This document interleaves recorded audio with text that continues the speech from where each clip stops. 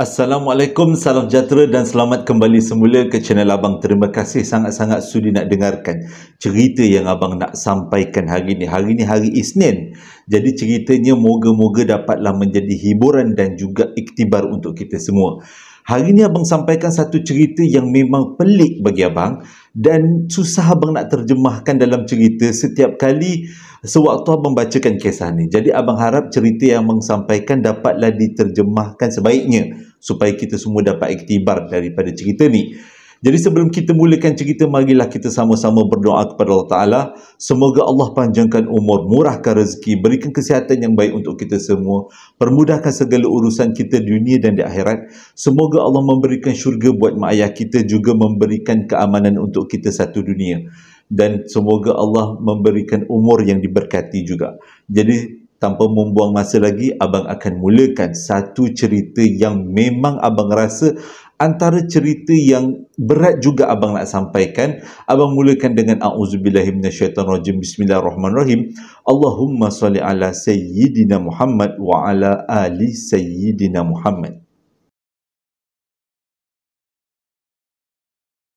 Cerita ini berlaku pada tahun 1995 dekat Negeri Sembilan, tapi dia sendiri tak beritahu kat Abang kat manakah lokasi sebenar cerita ini. Cuma dia kata Negeri Sembilan, cukuplah sekadar tahu di Negeri Sembilan. Yang sampaikan cerita ni namanya Imran. Dia kata kisah ni berlaku sewaktu dia berumur 10 tahun. Dia sebenarnya tak nak ceritakan kisah ni kepada Abang, kerana dia kata cerita dia adalah cerita yang biasa, sehinggalah pada satu hari dia bermimpi berjumpa dengan Jijah, seorang budak perempuan yang dia dah lama kenal sejak daripada kecil. Sekarang ni dia kata umur dia pada waktu ni berumur 38 tahun, dia dah berkahwin dan dia dah ada anak-anak. Cumanya dia kata sejak dia bermimpi semula dengan Jijah, dia kata dia perlu ceritakan untuk dijadikan iktibar cerita kali ini. Kisahnya pada tahun 1995 dekat Negeri Sembilan. Imran adalah hasil daripada penceraian mak ayah dia. Disebabkan mak ayah dia bercerai, pada awalnya dia duduk dengan ayah dan pada waktu tu ayah sudah pun berkahwin lain. Tapi disebabkan kehidupan dia dengan ayah dan mak tirinya yang tak berapa nak bagus, akhirnya ayah dia hantar dia ke rumah mak bapa ayah dia yang terletak di Negeri Sembilan, satu kampung, kalau tak silap Abang, di Negeri Sembilan. Sama ada kampung atau felda. Tersilap, kalau silap minta maaf sangat-sangat ya Imran. Jadi dia kata sewaktu dia tinggal dengan nenek dia, macam-macam peristiwa pelik dan macam-macam peristiwa yang menyedihkan. Sebab nenek dia seolah-olah tidak menerima kehadiran dia dengan adik-beradik dia. Dia ada 4 orang adik-beradik dan pada waktu tu dia berumur 10 tahun dan dia anak sulung. Disebabkan dia duduk dengan nenek dia selalu menganggap dia ni adalah sebagai beban keluarga. Dan selalulah dijadikan tempat untuk dimaki hamun oleh nenek dia. Dia bukan tak sayang nenek dia, tapi setiap kali nenek dia menghina-hina mak dia, menghina-hina ayah dia, dia walaupun tak faham apa sebenarnya yang berlaku, apakah punca penceraian, menyebabkan Imran rasa kecil hati sangat-sangat dengan nenek.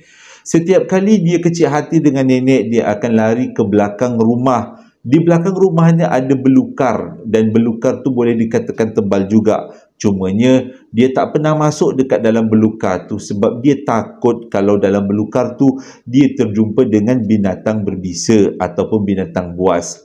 Jadi cukuplah sekadar dia duduk dekat belakang rumah untuk mengubati hati.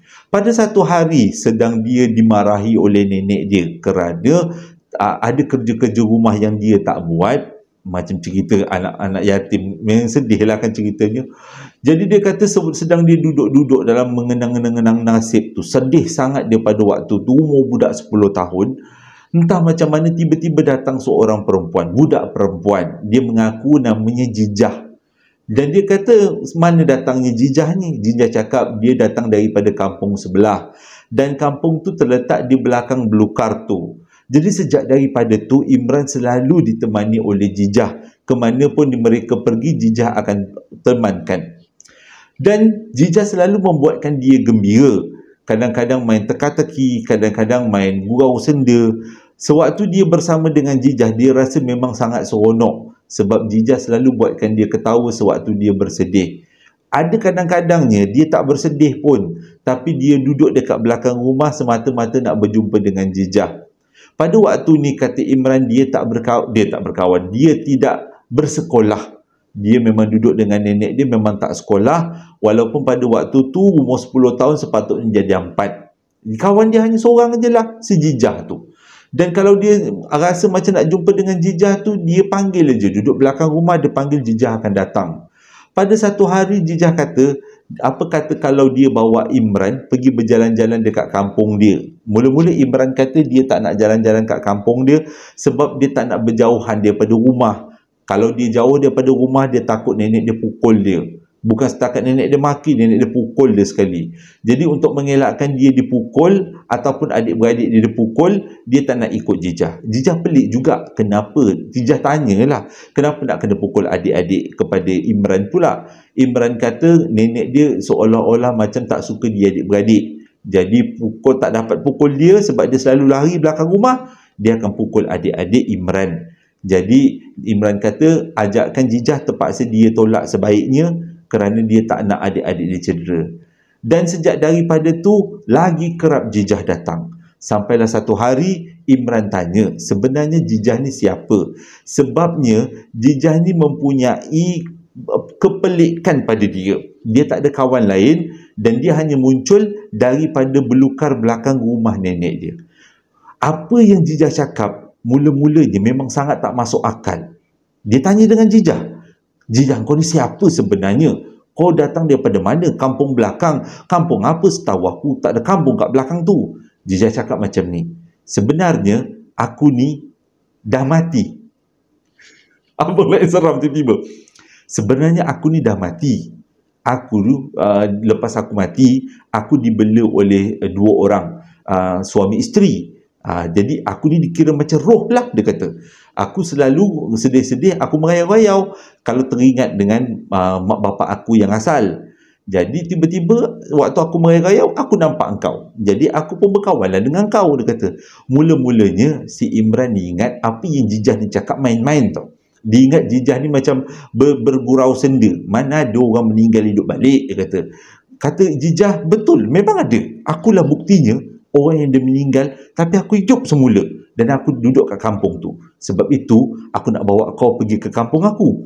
Dekat kampung tu, semua orang dah meninggal. Tak ada orang yang hidup. Susah nak percaya. Tapi kau kenalah jalan dekat kampung aku, supaya aku dapat tunjukkan semuanya. Pada waktu tu, kata Imran, walaupun dia tak sekolah, tapi dia tahu mana ada orang meninggal hidup balik. Maksudnya, roh yang datang merayau-rayau. Mustahil. Jadi dia simpan je lah apa dia punya persoalan tu dalam hati. Nak tanya dengan nenek, takut dibantainya. Jadi cerita tu tamat dekat situ je.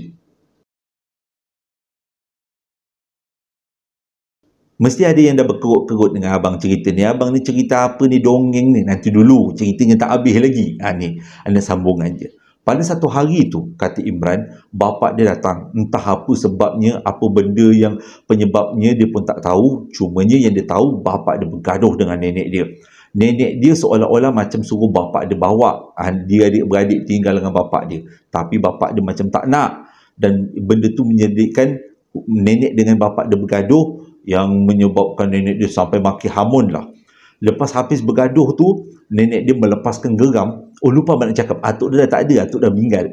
Jadi nenek dia lepaskan geram pada Imran dan adik-beradik. Dipukulnya guna penyapu, guna payung, guna kayu, dia kata.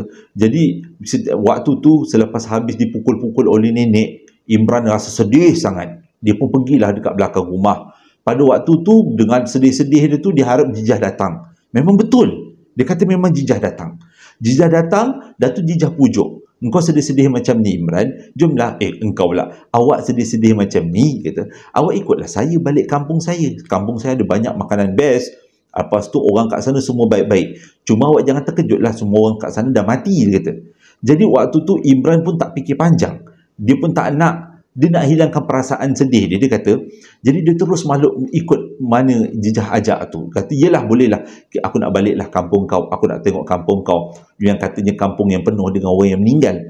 Jadi dia ikutlah, masuklah dalam belukar. Jalannya tak lama daripada belakang rumah dia, dekat je kampung tu. Bila sampai dekat kampung tu, semua orang kat kampung tu pelik. Sebabnya mereka bercakap tapi mulutnya tak buka. Tapi dengar suara. Cuma adalah beberapa orang yang bercakap yang buka mulut. Jadi Imran pun tanyalah dengan jijahnya, betul ke semua orang ni dah meninggal? Sebab nampak macam orang hidup, orang biasa. Cumanya dia kata tak ada yang makan. Makan, masak, tak ada. Lepas tu dekat kawasan tu pula tak ada toilet, tak ada tandas. Sebab puncanya waktu dia berjalan-jalan dekat kampung tu, tiba-tiba dia rasa sakit perut. Jadi dia pun mintalah jijah, dia nak buang air. Jijah kata kena tahan, tunggu balik nanti baru dia boleh buang air. Sebab dekat kampung dia tak ada tandas.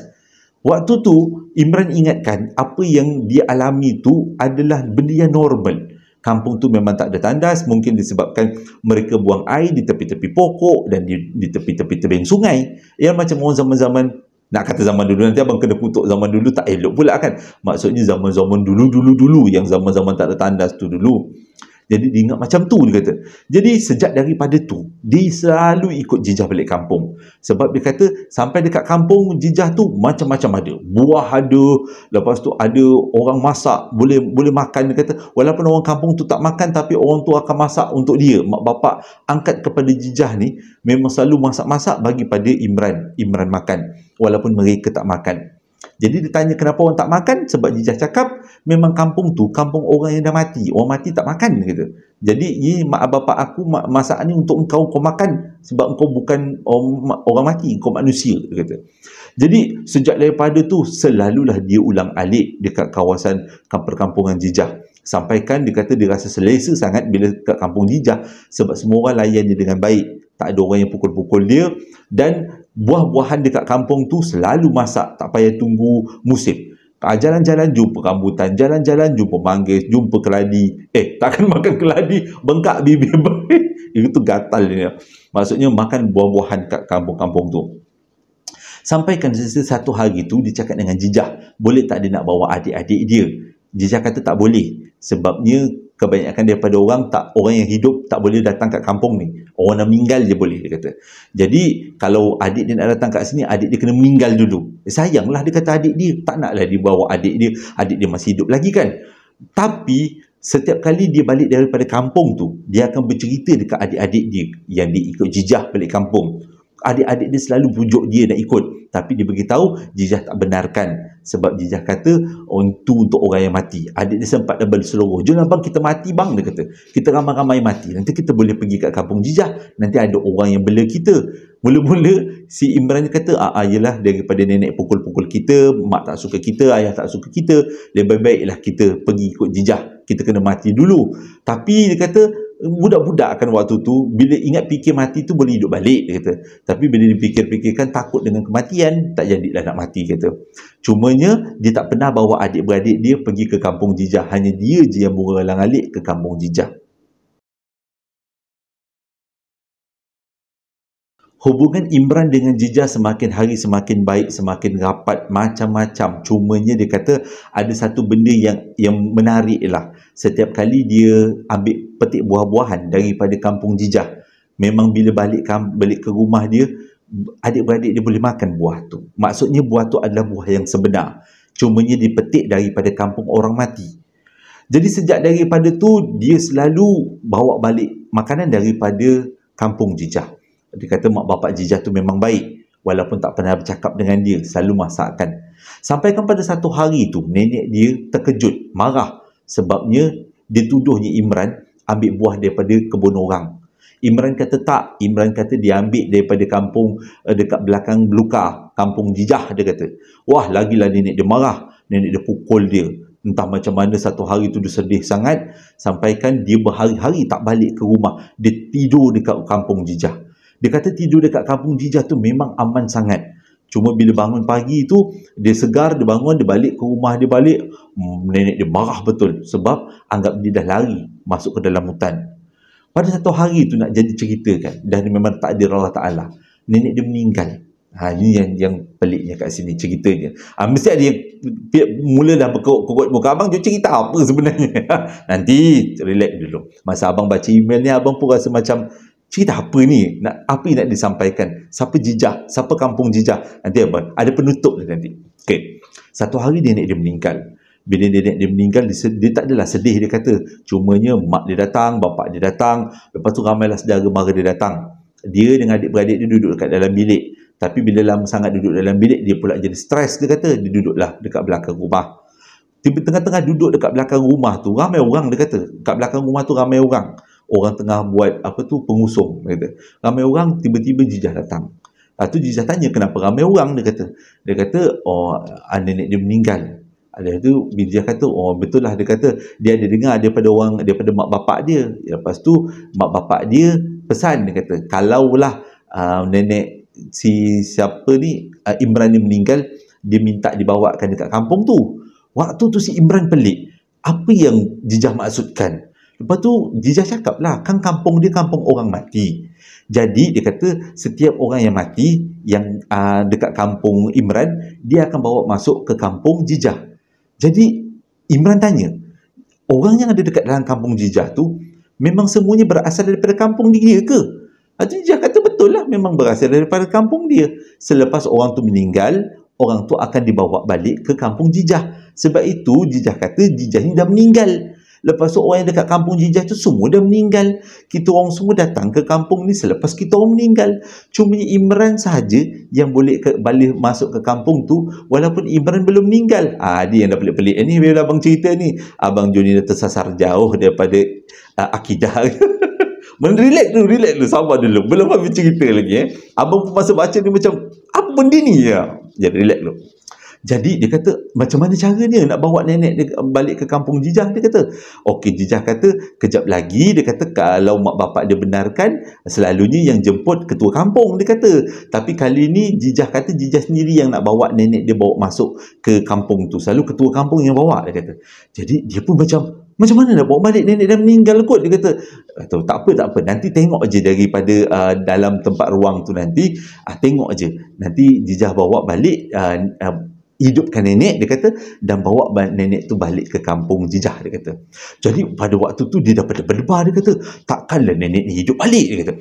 Jadi dia pun ikutlah Jijah. Jijah naiklah rumah. Lepas Jijah naik rumah tu, duduk, Jijah cakap, Imran duduk dekat dinding ni. Dia kata dinding tu macam satu kawasan lah, orang baru lepas kapankan nenek dia. Pada waktu tu dia kata dalam kawasan tu hanya kebanyakannya perempuan. Bukan kebanyakan, semuanya perempuan. Saudara mara, anak-anak nenek, semualah, termasuk mak dia dekat situ. Tiba-tiba dia nampak Jijah berdiri dekat kepala nenek. Ini seram dia. Jijah berdiri kat kepala nenek. Lepas tu Jijah dia sebut nama nenek dia. Memang walaupun tak diberitahu nama nenek dia, tapi memang Jijah sebut nama nenek dia. Nama nenek dia Zaitun, dia kata. Zaitun, makcik Zaitun, nenek Zaitun. Nenek Zaitun, bangun nenek Zaitun, jom ikut saya balik, dia kata kat situ. Tiba-tiba waktu ni memang sangat pelik, dia kata Imran. Nenek dia dah dikapankan, tapi tiba-tiba nenek dia bangun, duduk. Waktu tu dia rasa macam nak terkencing, sebab dia tahu nenek dia meninggal. Dia rasa nak macam lari daripada situ. Tapi Jijah kata, jangan lari, dia kata. Jangan takut. Nenek ni takkan buat apa-apa. Tapi apa yang Imran nampak, nenek tu memang bangun daripada pembaringan dan nenek tu duduk. Tapi nenek tu tak berbungkus-bungkus seperti yang dia nampak tu. Dia kata nenek tu berpakaian macam biasa. Pakai baju yang selalu nenek dia pakai, dengan muka nenek dia blur. Cuma muka nenek dia ni memang seakan-akan muka yang blur. Dia kata macam tak tahu apa-apa, macam terkejut macam tu je. Jadi lepas nenek dia bangun, terus Jijah pegang tangan nenek dia, Jijah tonton nenek dia, pimpin nenek dia keluar daripada bilik tu. Lepas tu sambil tu Jijah bagi isyarat pada Imran, suruh Imran ikut. Jadi Imran ni pun ikutlah nenek dia. Ikut nenek dia sampai dekat belakang rumah. Pada waktu tu Jijah kata Imran dah tak boleh masuk. Imran tunggu dekat sini je. Jijah nak bawa nenek dia balik ke kampung dia. Pada waktu tu Imran pelik. Kenapa roh nenek dia boleh nampak roh nenek dia. Dia pun tak berani nak panggil roh nenek dia. Dia diam je macam tu je. Lepas tu Jijah terus masuk ke dalam belukar, hilang. Pada waktu tu Imran pengsan. Dia kata entah macam mana, mungkin keadaan sebab terlalu terkejut dan terlalu takut menyebabkan dia pengsan pada waktu tu.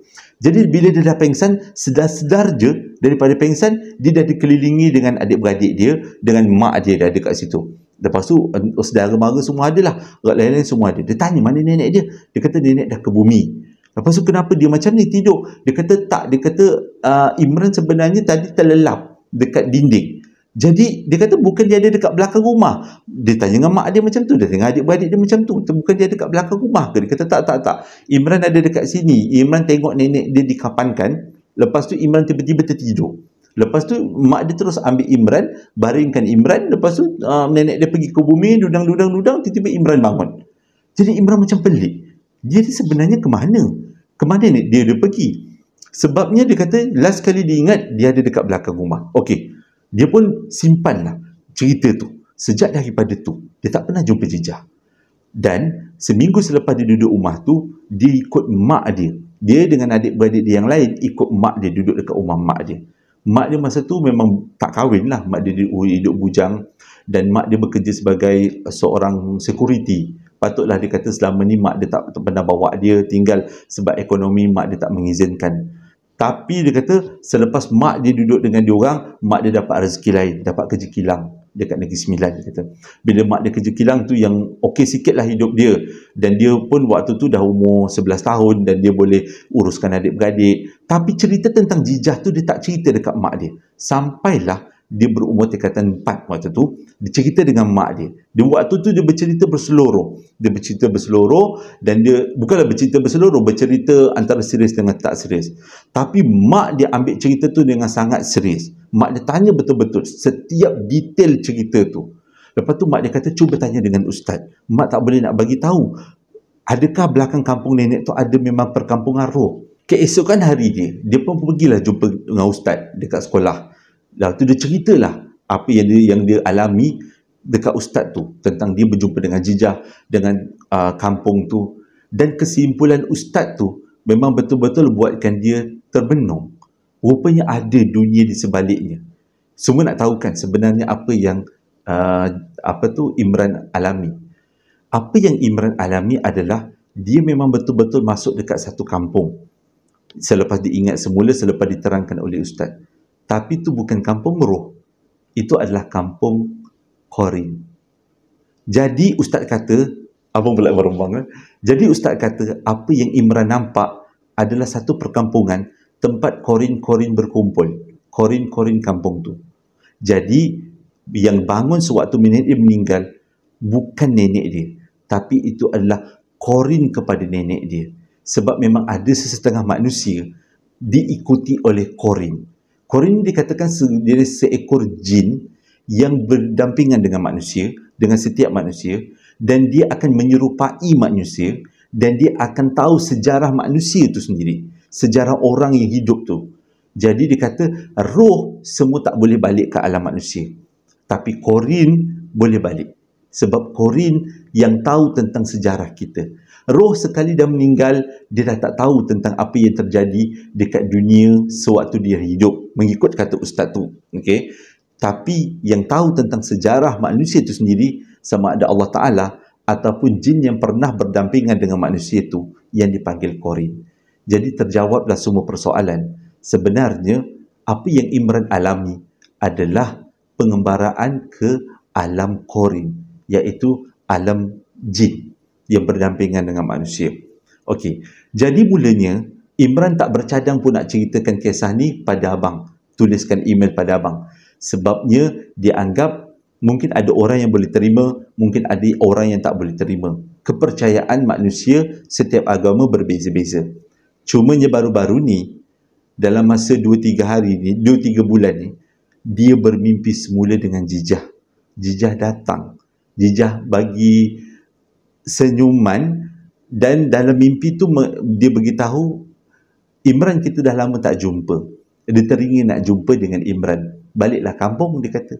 Nanti kat kampung jejah datang. Tapi jejah datang dalam bentuk budak yang sama waktu dia jumpa waktu kecil-kecil.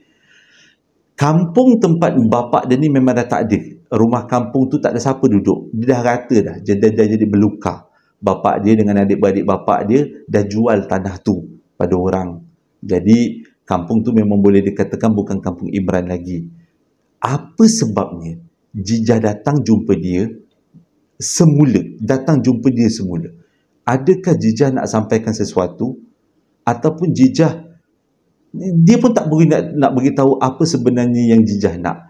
Cumanya 3 kali dia mimpi Jijah minta dia balik kampung, tapi dia tak ikutkan. Selepas dia tanya dengan kawan-kawan dia, yang Imran kata mungkin itu adalah tipu helah yang tak ada kebaikannya.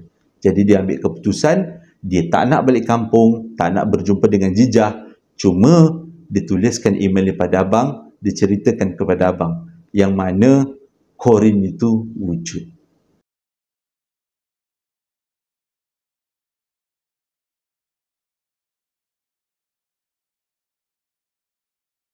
Pelik tak cerita kali ni?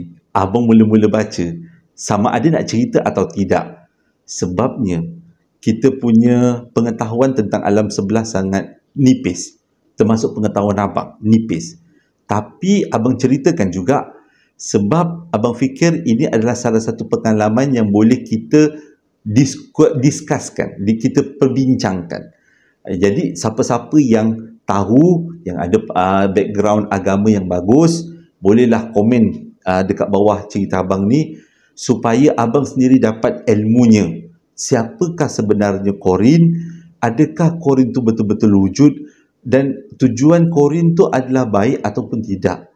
Jadi sama-samalah nanti kita timba ilmu baru. Abang harap ceritanya dapatlah menghiburkan dan dapat membuatkan kita semua rasa pening-pening lalat, termasuk abang sendiri. Ceritanya tak seram tapi pelik. Hingga berjumpa lagi esok dengan cerita lain. Abang terpaksa rendahkan suara sebab sekarang ni dah pukul 1 lebih. Kok ada terjerit-jerit abang ceritakan, jiran pula marah, orang esok nak kerja kan. Abang esok pun nak bangun pagi, nak lagi kerja semua. Hingga berjumpa lagi esok dengan cerita yang lain. Assalamualaikum warahmatullahi wabarakatuh.